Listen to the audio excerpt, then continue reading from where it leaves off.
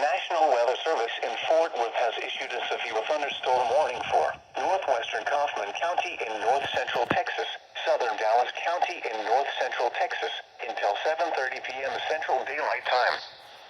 At 6:51 p.m. Central Daylight Time, a severe thunderstorm was located over Duncanville, moving east at 50 miles per hour.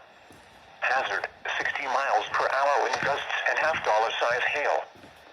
Source, radar indicated. Impact, hail damage to vehicles is expected. Expect wind damage to roofs, siding, and trees. Locations impacted include Dallas, Grand Prairie, Mesquite, DeSoto, Cedar Hill, Duncanville, Lancaster, Bulk Springs, Seagoville, Forney, Glen Heights, Hutchins, Cockrell Hill, Sunnyvale, Wilmer, Ovilla, Crandall, Ferris, Combine, and Talty. A tornado watch remains in effect until 8 p.m. Central Daylight Time for north-central Texas.